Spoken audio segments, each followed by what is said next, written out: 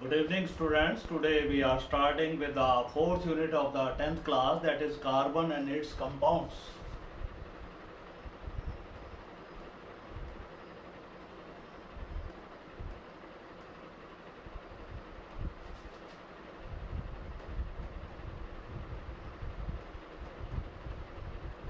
Class 10, this is our lecture number 1. So, first of all, we come to the question, define organic compounds.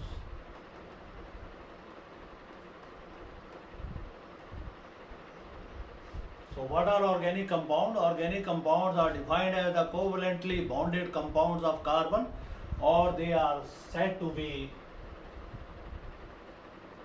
covalently bonded compounds of carbon,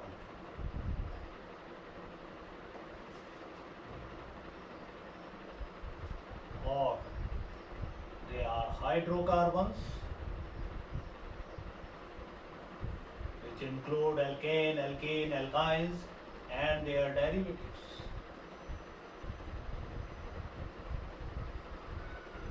Now we come to organic chemistry. Define organic chemistry.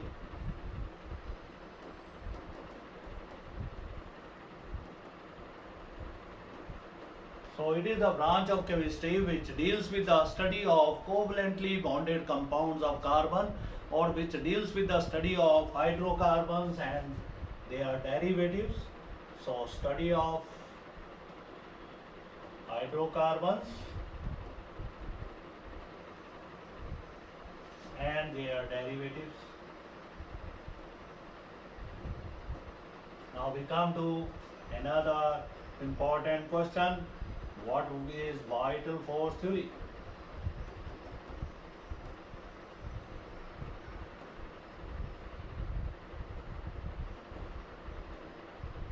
Vital force theory was given by Berzelius, who was a renowned chemist at that moment. He gave this theory and he proposed in the theory that organic compound, they cannot be synthesized in the lab. They are synthesized in our body of the living organisms by some mysterious force, and that is known as the God. So he said that organic compound could not be synthesized in the lab.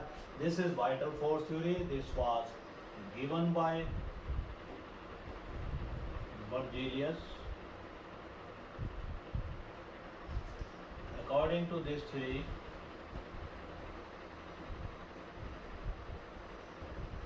organic compounds cannot be synthesized in the lab, but they are prepared in our body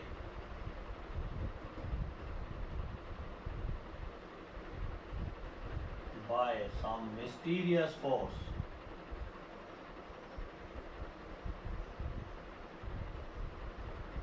That force is well known by the name of God. But later on, this theory was discarded because there was a student of Frederick who prepared first organic compound in the lab. So next question is, who prepared first organic compound in lab?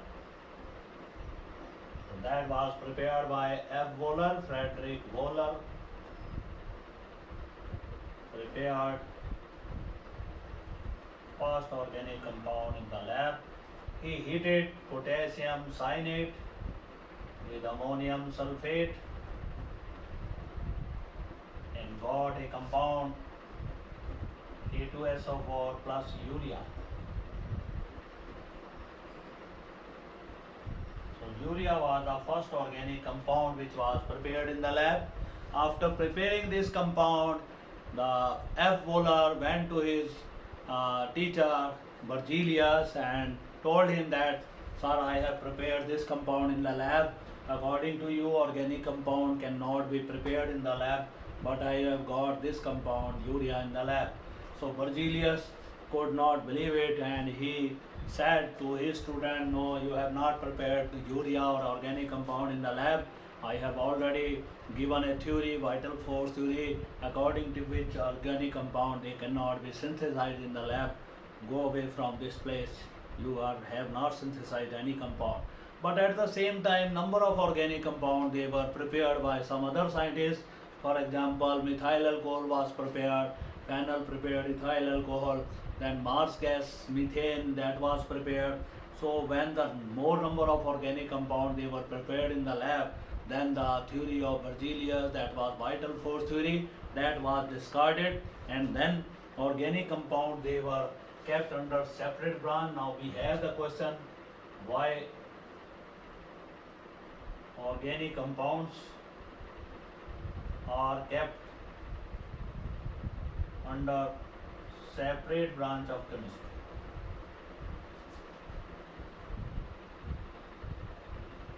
Why not they were studied along with other branches of chemistry? Why organic compound they were kept under separate branch of chemistry? So there were number of reasons for this. Why organic compound they were kept under separate branch of chemistry? So this was mainly because of the some reasons. Number one, the composition. The composition of the organic compound that was very limited. They were made of known 10 to 15 elements. They were made of very limited number of elements. So they, while inorganic compound they can be made from any of the known element, but organic compound they are made up of the limited number of elements, so their composition is limited. So we are studying why organic compounds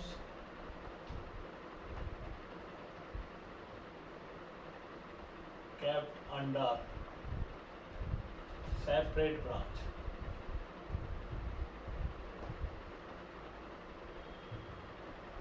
So first of all, composition, रचना जिसको हिंदी में हम कहते हैं. The composition of organic compound, it was limited to 10 to 15 elements: carbon, hydrogen, oxygen, 4 halogens, fluorine, chlorine, bromine, iodine, it has sulfur, it has phosphorus. So these are the basic elements which are present in the organic compound. Along with this, sometimes few metals they were present in organic compound. For magnesium, for example, we have calcium, cobalt, we have some metal like potassium, magnesium. So these metals they were also present. Iron is also present along with iron compounds. Then we have the second, that is called as combustibility. All the organic compound they contain high percentage of carbon, and carbon is highly combustible compound. Whenever organic compounds are ignited, they burn to produce carbon dioxide, which is a exothermic reaction, and they produce a large number of your carbon dioxide, and large amount of heat is produced. Then we have the stability. Organic compound they are not so stable as the other compound. Then we have the region, melting and boiling point of organic compound, that is low.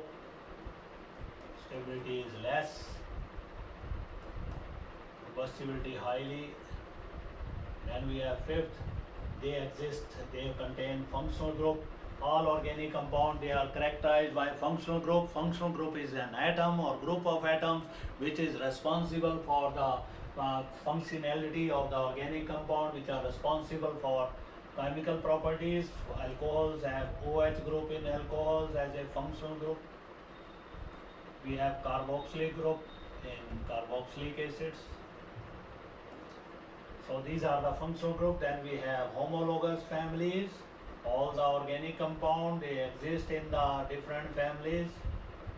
Homologous series or families, they are series of structurally similar compounds where adjacent members they differ by CH2 or 14U, that is 14 atomic mass unit. They differ from each other, and then they have same general formula. They have similar methods of preparation. Their chemical properties they show regular gradation or regular change when we move top to bottom. So homologous families are found in case of the organic compound. For example, we have alkane family of first hydrocarbon family, which has formula CnH2n plus 2. Then we have alkanes, they have formula CnH2n.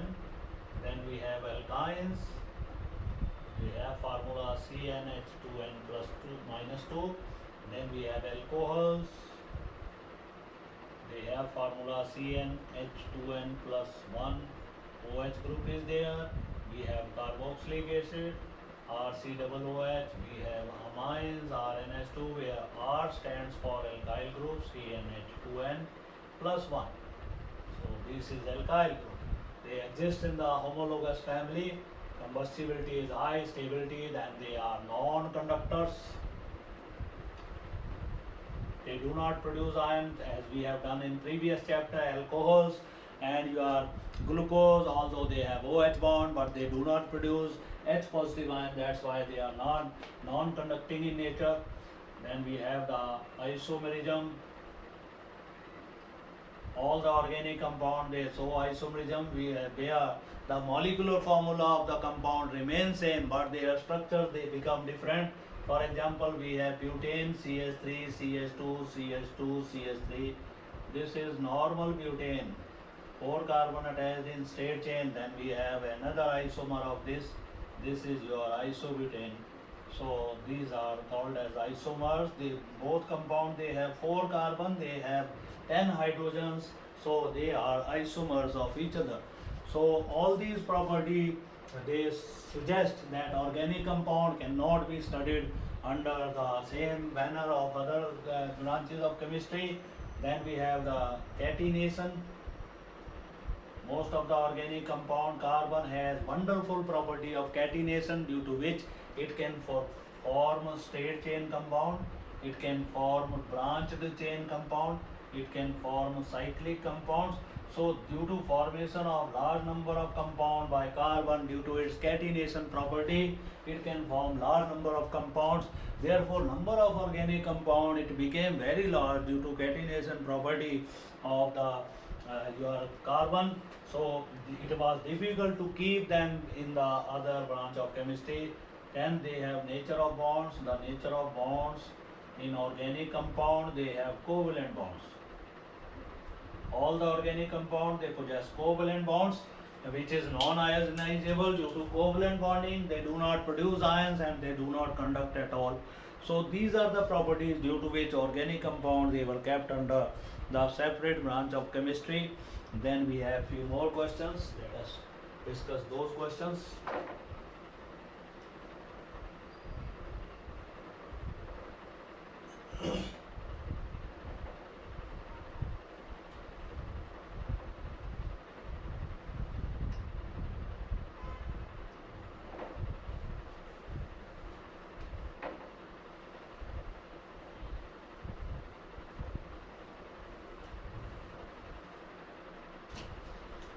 Now we come to other questions of this family. Why carbon is known as versatile element?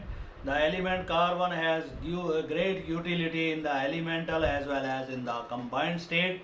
The amount of carbon present in earth crust and in atmosphere is quite meager, and still the importance of carbon is immense. All the food articles, medicines, books, living structures, they are all made up of carbon. They all contain carbon. So carbon is a versatile and very essential element for the life existing in the universe.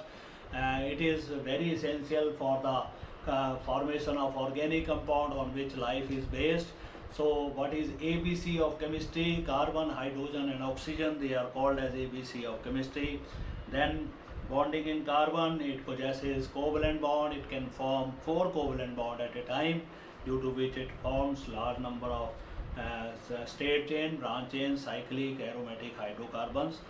Then formation, it can form multiple bond, it can form single bond, it can form double bond or triple bond.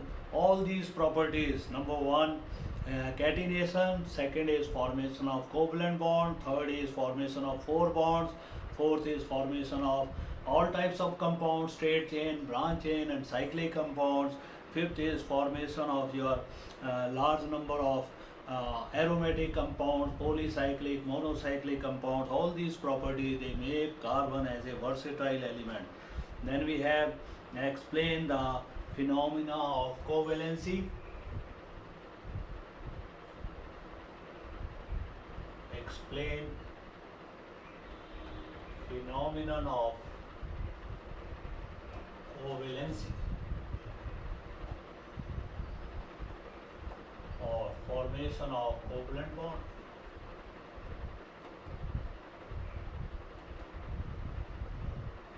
As we know, a covalent bond is formed by mutual sharing of electron. If an atom shares one electron with another atom, its covalency is taken as 1 and one covalent bond is formed. One covalent bond is represented by a single line and it represents two electrons, one from each atom which are attached by covalent bond. So we'll be taking the covalent bond. It is formed by sharing of electrons. The number of electrons shared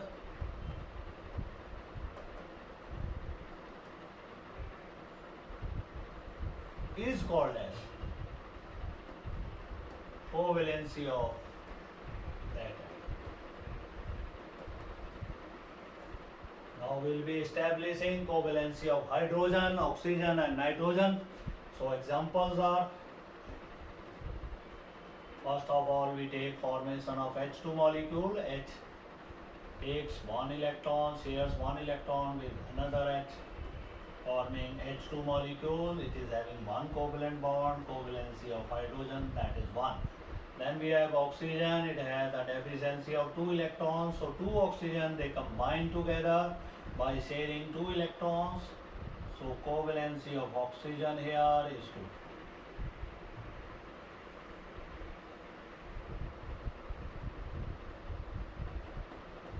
Then we have nitrogen. It was having the deficiency of 3 electrons, therefore it shares 3 electrons.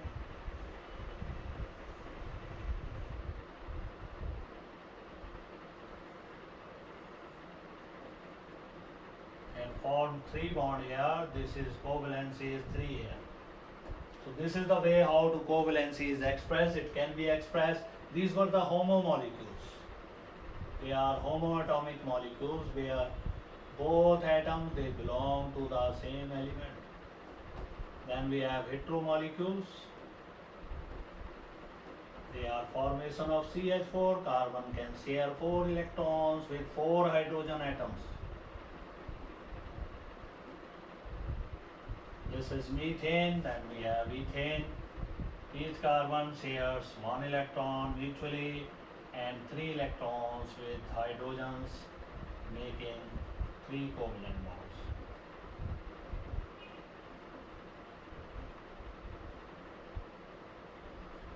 So this is ethane, C2H6. These are called as the heteroatomic molecules. Then water can also be formed here. It is a heteroatomic molecule where each oxygen shares 1 electron with hydrogen and having 2 lone pair of electrons which have not participated in the bonding. They are called a lone pair. One lone pair, this is second. So this is water molecule. So in this manner we have the formation of heteroatomic molecules by sharing of electrons. We have the formation of homoatomic molecules. Let us now see the formation of ammonia molecule. Nitrogen is sharing 3 electrons here with 3 hydrogen atoms and is left with 1 lone pair of electron. So this is the way how bonding in the compounds of carbon or heteroatomic as well as homoatomic molecule that is expressed, and the forces which are found in the different molecule, they are the weak van der Waals forces which operate in the molecules, due to which they have low melting and boiling points and there are no charges present in these molecules. They are actually non-polar molecules but acquire some polarity in case of the heteroatomic molecule due to difference in their electronegativity values. So this is about first lecture of carbon and its compound, and we'll be doing a few more topics in our next lecture.